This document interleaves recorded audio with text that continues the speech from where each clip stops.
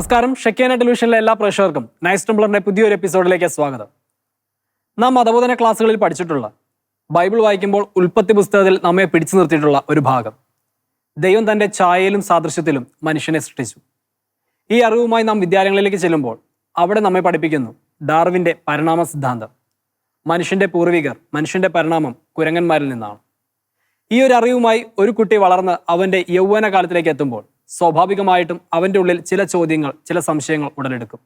അഥവാ ഉടലെടുത്തില്ലെങ്കിൽ അവ ഇഞ്ചക്ട് ചെയ്യുന്ന കുറേ ആൾക്കാരും നമ്മുടെ ചുറ്റുമുണ്ട്.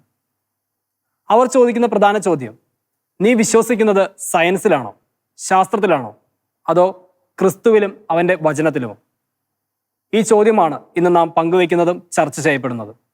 അതിന് നമ്മെ സഹായിക്കാനായി, നമ്മുടെ ചോദ്യങ്ങൾക്ക് ഉത്തരം നൽകാനായിട്ട് ഇന്ന് നമ്മോടൊപ്പം ഉള്ളത് MBBS തേർഡ് ഇയർ സ്റ്റുഡൻറ്റും ഒരു ക്രിസ്ത്യൻ അപ്പോളജിസ്റ്റുമായ ശ്രീ അലൻ ജോൺ ആണ്. ഏറ്റവും സ്നേഹത്തോടെ നമുക്ക് സ്വാഗതം ചെയ്യാം ശ്രീ അലൻ ജോൺ. അലൻ, സ്വാഗതം. Thank you Siraj. ഈ ചർച്ചയിൽ പങ്കെടുക്കാൻ സാധിച്ചതിൽ എനിക്കും സന്തോഷമുണ്ട്. താങ്കളൊരു യൂത്താണ്, ഒരു മെഡിക്കൽ സ്റ്റുഡൻ്റ് ആണ്, അതോടൊപ്പം തന്നെ ക്രിസ്ത്യൻ അപ്പോളജിസ്റ്റ് ആണ്. വളരെ ആവേശത്തോടുകൂടി തന്നെ ചോദിക്കുന്ന ചോദ്യങ്ങൾക്കുള്ള മറുപടികളൊക്കെ പ്രതീക്ഷിക്കുകയാണ്.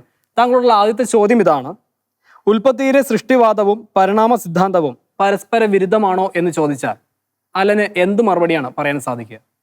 പരിണാമ സിദ്ധാന്തം ദൈവത്തിന്റെ അസ്തിത്വത്തിനും ക്രിസ്ത്യാനിറ്റിക്കും വെല്ലുവിളിയാണെന്നാണ് ഭൂരിപക്ഷം പേരും വിശ്വസിക്കുന്നത്. അതിപ്പോൾ നിരീശ്വരവാദികളായിക്കൊള്ളട്ടെ, ക്രിസ്ത്യ യുവാക്കളായിക്കൊള്ളട്ടെ, ഭൂരിപക്ഷം പേരും അങ്ങനെയാണ് കരുതി വച്ചിരിക്കുന്നത്. ആ ഒരു കാരണത്താൽ തന്നെ ഈ കാലഘട്ടത്തിൽ നമുക്ക് കാണാൻ സാധിക്കും അനേക ക്രിസ്ത്യ യുവാക്കൾ ഈ കാരണങ്ങളാൽ ക്രിസ്ത്യ വിശ്വാസത്തിൽ നിന്ന് പിന്മാറിപ്പോകുന്നത് നമുക്ക് കാണാൻ സാധിക്കും. എസ്പെഷ്യലി അവർ കോളേജിലേക്കൊക്കെ എത്തുമ്പോൾ, ഒരു സ്കൂളിൽ നിന്ന് ബയോളജിയിൽ എവല്യൂഷൻ പഠിക്കുന്നു, പിന്നെ കോളേജിലെത്തുമ്പോൾ അവരുടെ ഫ്രണ്ട്സിൻ്റെ കൂടെയുള്ള കോൺവെർസേഷൻസ് ചിലപ്പോൾ നിരീശ്വരവാദികളായുള്ള ഫ്രണ്ട്സ് ആയിരിക്കാം. അവർ ഈ എവല്യൂഷനും ബിഗ് ബാങ് ഒക്കെ വെച്ച് അവരെ ചലഞ്ച് ചെയ്യുന്നു. അത് കാരണം വിശ്വാസത്തിൽ നിന്ന് പിന്മാറിപ്പോകുന്ന അനേക യുവാക്കളെ നമുക്ക് ഈ കാലഘട്ടത്തിൽ കാണുവാൻ സാധിക്കും. അതുകൊണ്ട് തന്നെ ഇന്ന് നമ്മൾ ഈ ചർച്ച ചെയ്യുന്ന ഈ വിഷയം, ഈ ചോദ്യങ്ങളെല്ലാം വളരെ ഇമ്പോർട്ടൻ്റ് ആണ്, അത്രയും പ്രാധാന്യം അർഹിക്കുന്നതാണ്. സോ ചോദ്യത്തിലേക്ക് വരികയാണെങ്കിൽ, പരിണാമമാണോ സൃഷ്ടിവാദമാണോ എന്നുള്ള ചോദ്യം തന്നെ തെറ്റാണ്. കാരണം അതൊരു വളരെ ലിമിറ്റഡ് ആയിട്ടുള്ള ക്വസ്റ്റ്യൻ ആണ്. കാരണം ഒന്നെങ്കിൽ നിങ്ങൾ പരിണാമവാദത്തിൽ വിശ്വസിക്കണം, അല്ലെങ്കിൽ സൃഷ്ടിവാദത്തിൽ വിശ്വസിക്കണം. ആ ഒരു രണ്ട് ഓപ്ഷൻ മാത്രമേ അവിടെ അവൈലബിൾ ആയിട്ടുള്ളൂ. ഏതെങ്കിലും ഒന്ന് ചൂസ് ചെയ്യാൻ ആ ചോദ്യകർത്താവ് പറയുകയാണ്. നിരീശ്വരവാദികളൊക്കെ വളരെ കോമൺ ആയിട്ട് ചോദിക്കുന്ന ചോദ്യമാണ്. എന്നാൽ നമ്മൾ മനസ്സിലാക്കേണ്ട ഒരു കാര്യം, പരിണാമവാദത്തിലാണെങ്കിലും സൃഷ്ടി നടക്കുന്നുണ്ട്. സൃഷ്ടിയില്ലാതെ ഒരു പരിണാമവാദമില്ല. സൃഷ്ടിക്ക് പകരമായേക്കാവുന്ന ഒന്നല്ല പരിണാമവാദം. അതായത് പരിണാമവാദം അല്ലെ എവല്യൂഷണറി തിയറീസ് പറയുന്നത് അതൊരു മെക്കാനിസം എക്സ്പ്ലെയിൻ ചെയ്യുകയാണ്. ദൈവം ഈ ലോകത്തെ സൃഷ്ടിച്ചേക്കാവുന്ന ഒരു രീതി അല്ലെങ്കിൽ ഒരു മെക്കാനിസമാണ്. അപ്പൊ എന്താണ് എവല്യൂഷൻ എന്ന് നമുക്ക് വളരെ ബ്രീഫായിട്ടൊന്ന് ഞാൻ പറയാം. എവല്യൂഷണറി സയൻസ് അല്ലെങ്കിൽ എവല്യൂഷണറി ബയോളജി എന്ന് പറയുന്നത്, പരിണാമശാസ്ത്രം പറയുന്നത് പഠിക്കുന്നത് ഭൂമിയിലെ ജീവന്റെ വികാസത്തെ കുറിച്ചുള്ള സങ്കീർണമായ പഠനം നടത്തുന്ന ഒരു ശാസ്ത്രീയ ശാഖയാണ്, ഒരു സയന്റിഫിക് ബ്രാഞ്ചാണ് എവല്യൂഷണറി ബയോളജി എന്ന് പറയുന്നത്. അവിടെ ആ അറിവിന്റെ ശേഖരത്തിലേക്ക് തുടർച്ചയായി പുതിയ കണ്ടെത്തലുകൾ ചേർത്തുകൊണ്ട് ഈ പഠനം ഇപ്പോഴും തുടരുകയാണ്. അപ്പോൾ നമ്മൾ മനസ്സിലാക്കേണ്ടത്, അവിടെ പറയുന്നത്, ആ എവല്യൂഷണറി തിയറീസ് പറയുന്നത് ഒരു കോമൺ ആൻസിസ്റ്ററിൽ നിന്ന് എൻറ്റയർ ലിവിങ് ഓർഗാനിസംസ്, ഭൂമിയിലുള്ള എല്ലാ ജീവജാലങ്ങളും ഡിസൈൻ ചെയ്തു വന്നു എന്നാണ്. നാച്ചുറൽ പ്രോസസ്സ് വഴി, സ്വാഭാവികമായ പ്രക്രിയയിലൂടെ ഡിസൈൻ ചെയ്തു വന്നു എന്നാണ് എവല്യൂഷണറി തിയറീസ് പറയുന്നത്. സോ ഇപ്പോഴുള്ള ശാസ്ത്രീയ തെളിവുകളുടെ അടിസ്ഥാനത്തിൽ പരിണാമം ദൈവം ലോകത്തിലുള്ള ജീവജാലങ്ങളെ സൃഷ്ടിക്കാൻ ഉപയോഗിച്ച ഒരു രീതിയായിട്ട് നമുക്ക് കാണുവാൻ സാധിക്കും. ഒരു സാധ്യതയാണ്, ഒരു ഹൈപ്പോത്തസിസ് ആണത്. ആ പരിണാമത്തിലും ഒരുപാട് തിയറീസ് ഉണ്ട്. അതായത് പഴയ ലമാർക്കിയൻ എവല്യൂഷൻ ഉണ്ട്, പിന്നെ ഡാർവിനിയൻ നാച്ചുറൽ സെലക്ഷൻ ഉണ്ട്, നിയോ ഡാർവിനിയൻ എവല്യൂഷൻ ഉണ്ട്, ഇപ്പോൾ പുതിയതായിട്ട് വന്നിട്ടുള്ള പ്രോസസ് സ്ട്രക്ചറലിസം ഉണ്ട്. സോ ഒരുപാട് തിയറീസ് ഉണ്ട്, ഒറ്റ തിയറി അല്ല, ഒരുപാട് തിയറീസ് ആ എവല്യൂഷണറി ബയോളജി എന്ന് പറയുന്ന ബ്രാഞ്ചിൽ തന്നെ അവൈലബിൾ ആണ്. നമ്മൾ പിന്നെ ഒരു കാര്യം പറയാനുള്ളത്, പരിണാമ സിദ്ധാന്തത്തിന് വേണ്ടി ശാസ്ത്രീയമായി വാദിക്കാനല്ല ഇവിടെ എൻ്റെ ഉദ്ദേശം. മറിച്ച് പരിണാമം ശരിയാണെന്ന് തെളിയിക്കപ്പെട്ടാലും അത് തിരുവെഴുത്തുകളുടെ സാധുതയ്ക്കോ വിശ്വസനീയതയ്ക്കോ ഭീഷണിയാകില്ല എന്ന് കാണിക്കാനാണ്. അപ്പം നമ്മളിപ്പോൾ കണ്ട പോലെ തന്നെ സൃഷ്ടിവാദവും പരിണാമവാദവും പരസ്പര വിരുദ്ധമല്ല, പകരം രണ്ടും പൊരുത്തപ്പെട്ടു പോകുന്നവയാണ്. ഒരിക്കലും പരിണാമവാദം ക്രിസ്ത്യാനിറ്റിക്കോ ദൈവത്തിനോ ഒരു വെല്ലുവിളിയല്ല. ഓക്കെ, നമ്മൾ മറ്റൊരു ചോദ്യത്തിലേക്ക് പോകുന്നു. ഇല്ലായ്മയിൽ നിന്ന് ദൈവം എല്ലാം സൃഷ്ടിച്ചു എന്നാണല്ലോ പറയുന്നത്. ഈ ചിന്തയും പരിണാമ സിദ്ധാന്തവും ചേർന്ന് പോകുമോ എന്ന് ചോദിച്ചാൽ അതിനുള്ള മറുപടി എന്താണ്? നമ്മൾ മുമ്പേ പറഞ്ഞതുപോലെ പരിണാമം എന്നതുകൊണ്ട് അർത്ഥമാക്കുന്നത് ജീവജാലങ്ങൾ സ്വാഭാവികമായി നടക്കാവുന്ന പ്രക്രിയയുടെ ഫലമായി, അതായത് നാച്ചുറൽ പ്രോസസ്സിന്റെ ഫലമായിട്ട് ഈ ഭൂമിയിൽ വന്നു എന്നാണ് പറയുന്നത്. ഒരു പൊതു പൂർവികനിൽ നിന്ന്.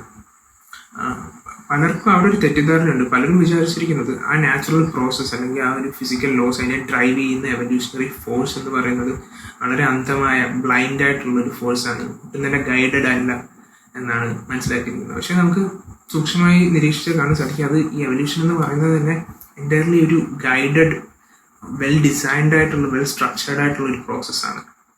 ദൈവത്തിൻ്റെ പ്രോവിഡൻസ്, ദൈവം സൃഷ്ടിച്ച ലോകത്തിൽ ഓർഡൈൻ ചെയ്യപ്പെട്ട physical laws, natural laws, mathematical structure എല്ലാം തന്നെ ഈ ലോകത്തിനുണ്ട്. അവിടെയാണ് എവല്യൂഷൻ നടക്കുന്നത്. ഒരു അന്ധമായ പ്രക്രിയയുടെ ഫലമാണെന്ന് അർത്ഥമാക്കുന്നില്ല. സോ ഈ എവല്യൂഷൻ നടക്കാനാണെങ്കിലും അത് സംഭവിക്കാൻ നമുക്കൊരു പ്രപഞ്ചം ആവശ്യമാണ്. കൂടാതെ പരിണാമത്തെ നയിക്കുന്ന പ്രകൃതി നിയമങ്ങൾ ആവശ്യമാണ്. ദൈവം ആ സ്വാഭാവിക പ്രക്രിയകൾക്ക് തുടക്കമിട്ടു. സംഭവസ്ഥലം, ഈ പരിണാമം നടക്കാനുള്ള സംഭവസ്ഥലവും അതിന് അനുയോജ്യമായ സാഹചര്യങ്ങളും എല്ലാം തന്നെ ആവശ്യമാണ്. സോ ഒന്നുമില്ലായ്മയിൽ നിന്ന് ദൈവം സൃഷ്ടിച്ച ഭൂമിയിലാണ് ഈ പരിണാമം നടക്കുന്നത്. അതുകൊണ്ട് തന്നെ രണ്ടും ചേർന്ന് പോകുന്നതിന് പ്രശ്നമില്ല. നമുക്ക് ഒന്നുമില്ലായ്മയിൽ നിന്ന് ദൈവം ഭൂമിയെ സൃഷ്ടിച്ചു എന്ന് വിശ്വസിക്കുന്നതിലും പരിണാമ സിദ്ധാന്തത്തിൽ വിശ്വസിക്കുന്നതിനും പ്രശ്നമില്ല. രണ്ടും ചേർന്ന് പോകുന്നവയാണ്. ഓക്കെ, വ്യക്തമാണ്. നമ്മൾ മറ്റൊരു ചോദ്യത്തിലേക്ക് പോകുന്നു. ഒരു സൃഷ്ടാവിന്റെ അല്ലെങ്കിൽ ശില്പിയുടെ കരവിരുത് വെളിപ്പെടുത്തുന്ന ഈ പ്രപഞ്ചം വെറും പരിണാമ പ്രക്രിയയുടെ ഭാഗമായാണോ എന്ന് ചോദിച്ചാൽ എന്ത് പറയാൻ പറ്റും? നല്ലൊരു ചോദ്യമാണ്. നമ്മൾ കണ്ടതുപോലെ തന്നെ ഒന്നുമില്ലായ്മയിൽ നിന്ന് ദൈവം ഈ പ്രപഞ്ചത്തെ സൃഷ്ടിക്കുന്നു with physical laws, all the natural laws, എല്ലാ നാച്ചുറൽ ലോസും വെൽ സ്ട്രക്ചേർഡ് ആൻഡ് ഡിസൈൻഡ് ആയിട്ട് ദൈവം ഈ ലോകത്തെ സൃഷ്ടിക്കുന്നു. സോ ദൈവം എല്ലാത്തിനും ഇനിഷ്യേറ്റ് ചെയ്തു. പക്ഷെ ദൈവം എല്ലാത്തിനും തുടക്കം കുറിച്ചിട്ട് മാറി നിൽക്കുന്ന ഒരു അവസ്ഥയല്ല. കാരണം പരിണാമത്തിന്റെ പല സ്റ്റേജസിലും ഒരു ഡിവൈൻ ഇന്റർവെൻഷൻ അനിവാര്യമാണ്. ദൈവിക ഇടപെടൽ വളരെ ആവശ്യമുള്ള സ്റ്റേജസ് ഉണ്ട്. അത് നമുക്ക് കാണുവാൻ സാധിക്കും. ഇപ്പോൾ എക്സാമ്പിൾ പറയുകയാണെങ്കിൽ ഒറിജിൻ ഓഫ് കോൺഷ്യസ്നെസ്.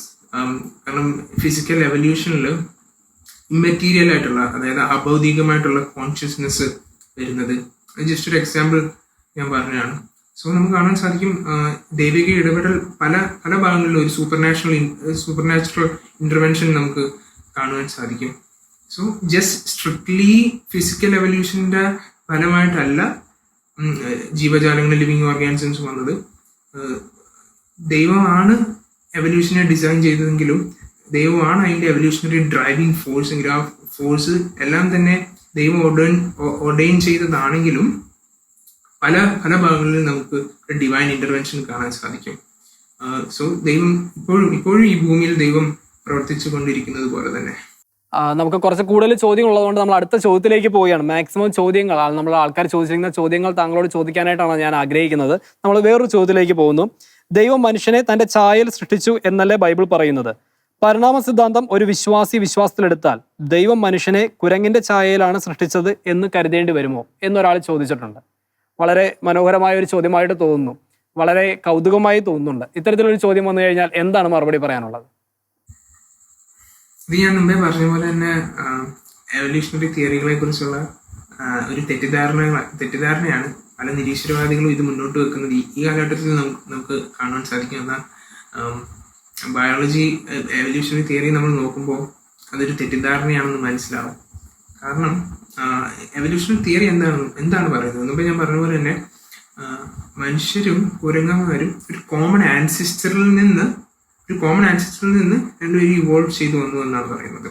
സോ ഒരു യൂണിവേഴ്സൽ കോമൺ ആൻസിസ്റ്ററാണ് എവല്യൂഷണറി തിയറി തന്നെ പ്രപ്പോസ് ചെയ്യുന്നത്. അതിൻ്റെ കൂടെ തന്നെ മനുഷ്യനും കുരങ്ങിനും ഒരു കോമൺ ആൻസിസ്റ്റർ ഉണ്ട്.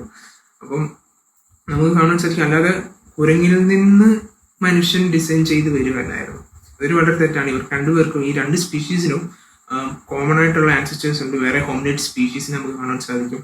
എവല്യൂഷണറി ട്രീ ഒരു ഡയഗ്രാമാണ്. നിങ്ങൾ ഗൂഗിളിൽ സെർച്ച് ചെയ്ത് കാണാൻ സാധിക്കും. ആ ട്രീ തന്നെ നോക്കിയാലും കുരങ്ങന്മാരും മനുഷ്യരും വേറെ വേറെ ബ്രാഞ്ചസിലാണ്, എൻ്റർലി ഡിഫറെൻറ്റ് ബ്രാഞ്ചസിലാണ് നമുക്ക് കാണാൻ സാധിക്കും. സോ കുരങ്ങിൽ നിന്ന് ആണ് മനുഷ്യൻ പരിണമിച്ച് വന്നതെന്ന് പറയുന്നത് വളരെ പരിതാപകരമായ അവസ്ഥയാണ്. നിരീശ്വരവാദികളെ സംബന്ധിച്ചിടത്തോളം അവരിത് ക്രിസ്ത്യാനിറ്റിക്കും ദൈവത്തിനും എതിരായിട്ട് മുന്നോട്ട് വെക്കുമ്പോൾ അവരത് യഥാർത്ഥമായിട്ട് എന്താണെന്ന് മനസ്സിലാക്കാൻ പോലും ശ്രമിക്കാതെയാണ് അവരിത് ഇപ്പോഴും മുന്നോട്ട് വെച്ചുകൊണ്ടിരിക്കുന്നത്. മനുഷ്യന്റെ ശരീരത്തെക്കുറിച്ച് പഠിക്കുന്ന ഡോക്ടർമാർ പലപ്പോഴും അത്ഭുതത്തോടെ പറയാറുണ്ട് മനുഷ്യ ശരീരത്തിന്റെ സങ്കീർണതകളെ പറ്റിയും അവയെല്ലാം ഒന്നിപ്പിച്ചിരിക്കുന്ന അത്ഭുതത്തെക്കുറിച്ചും.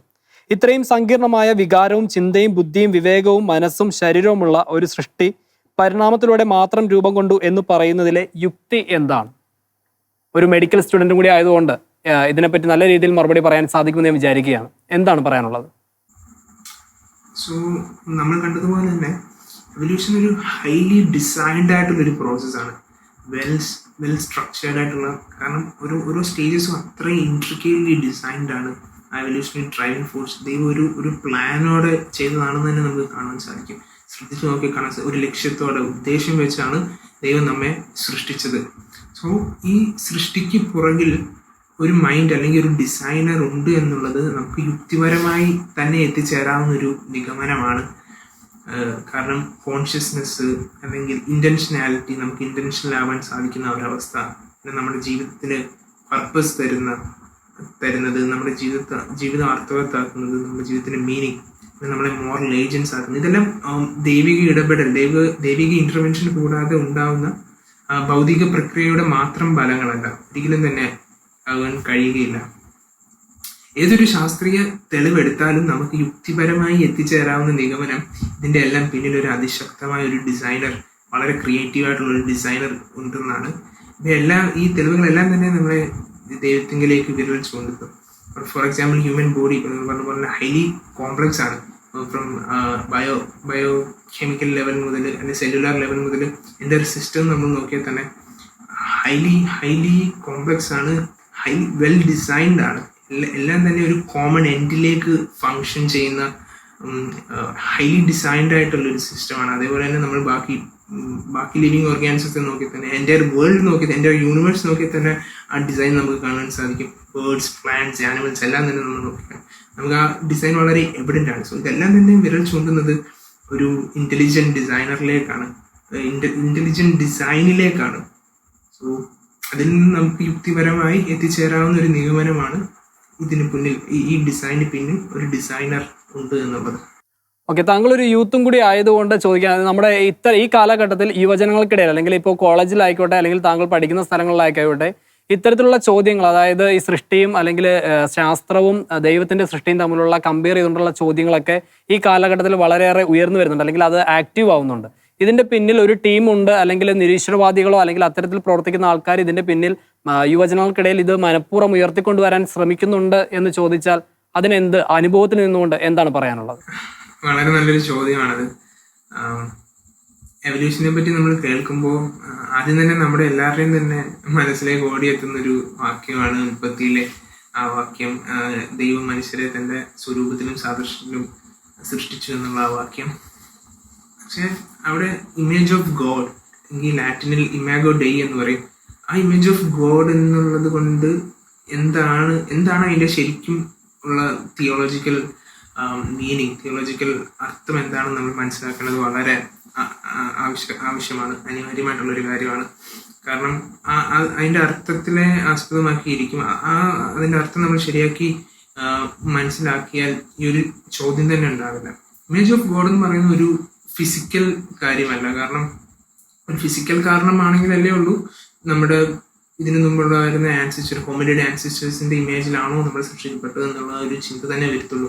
പക്ഷേ നമുക്ക് കാണാൻ സാധിക്കും ഇമേജ് ഓഫ് ഗോഡ് എന്ന് പറയുന്നത് ഒരു ഫിസിക്കൽ പ്രോപ്പർട്ടിയെ കാണിക്കുന്നതല്ല. അതൊരു വളരെ ബ്രോഡായിട്ടുള്ള ഒരു ടോപ്പിക്കാണ്, തിയോളജിക്കലി ഡീപ്പായിട്ടുള്ള ഒരു ടോപ്പിക്കാണ്. എന്നാലും വളരെ വളരെ ബ്രീഫായിട്ട് വളരെ ചുരുക്കി ഞാനൊന്ന് പറയാൻ ശ്രമിക്കാം. 3 പ്രോമിനന്റ് വ്യൂസ് ആണ് ഇമേജ് ഓഫ് ഗോഡ് എന്താണെന്നുള്ളതിനെ പറ്റി ഉള്ളത്. സോ ഒന്നാമത്തെ വ്യൂ എന്ന് പറയുന്ന സ്ട്രക്ചറലിസ്റ്റ് വ്യൂ ആണ്. ഈ വ്യൂ പറയുന്നത് മനുഷ്യർക്കും ദൈവത്തിനെ പോലെ പേഴ്സൺഹുഡ് ഉണ്ട്. അതായത് നമ്മൾ വ്യക്തികളാണ്, നമുക്ക് ദൈവം വ്യക്തിയാണ്. സോ ആ ഒരു പേഴ്സൺഹുഡ് അല്ലെ കോൺഷ്യസ്നെസ്, മൈൻഡ്, നമ്മൾ ദൈവത്തെ പോലെ മോറൽ ഏജൻസ് ആണ്. നമുക്കും സ്വതന്ത്ര ഇച്ഛാശക്തിയുണ്ട്, ഫ്രീ വില്ലുണ്ട്, റാഷണൽ ആണ്, ക്രിയേറ്റീവ് ആണ്. ഈ ദൈവത്തിനുള്ള പ്രോപ്പർട്ടീസ് ഒക്കെ മനുഷ്യനുണ്ട് നമുക്ക് കാണാൻ സാധിക്കും. ഇതൊരു സ്ട്രക്ചറൽ വ്യൂ ആണ്. വേറൊരു വ്യൂ ഉണ്ട്, രണ്ടാമത്തെ വ്യൂ ഫങ്ഷണൽ വ്യൂ എന്ന് പറയുന്നത്. ഈ വ്യൂ പറയുന്നത് ഇമേജ് ഓഫ് ഗോഡ് എന്നുള്ളത് കൊണ്ട് അർത്ഥമാക്കുന്നത് നാം, അതായത് മനുഷ്യർ, എൻ്റെ ഹ്യൂമാനിറ്റി ദൈവത്തിൻ്റെ റെപ്രസെൻറ്റേറ്റീവ്സ് ആണ്.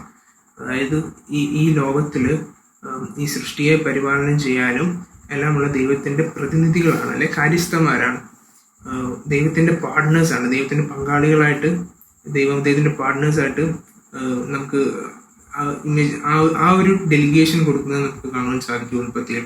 സോ ആ ഒരു മീനിങ്ങിലാണ് ഈ ഫങ്ഷണൽ വ്യൂ പറയുന്നത്. പിന്നെ ഒരു വ്യൂ ഉള്ളത് റിലേഷണൽ വ്യൂ ആണ്. അതായത് ബാക്കിയുള്ള മൃഗങ്ങളെ, ബാക്കിയുള്ള ജീവജാലങ്ങളിൽ നിന്നെല്ലാം മനുഷ്യരെ വ്യത്യസ്തരാക്കുന്നത് മനുഷ്യർക്ക് മാത്രമേ ദൈവത്തോടൊരു റിലേഷൻഷിപ്പ് അല്ലെങ്കിൽ ദൈവത്തെ അറിയുവാനും അറിഞ്ഞിട്ട് ദൈവമായ ഒരു റിലേഷൻഷിപ്പ് മെയിൻറ്റെയിൻ ചെയ്യാനും സാധിക്കത്തുള്ളൂ. സോ അതാണ് റിലേഷണൽ വ്യൂ. ഈ മൂന്ന് വ്യൂ ഒരേപോലെ ഏതെങ്കിലും ഒരു വ്യൂവിൽ നമ്മൾ ഹോൾഡ് ചെയ്യണമെന്നില്ല. ഒരു മൂന്ന് വ്യൂവും കോംപ്ലിമെന്റ് ചെയ്യുന്നതാണ് പരസ്പരം. സോ അതാണ് ഇമേജ് ഓഫ് ഗോഡ് എന്നുള്ളത് കൊണ്ട് അർത്ഥമാക്കുന്നത്. ഈ ശരിയായ അർത്ഥം നമ്മൾ മനസ്സിലാക്കുകയാണെങ്കിൽ ഇങ്ങനൊരു ചോദ്യം തന്നെ വരുമെന്ന് തോന്നുന്നില്ല.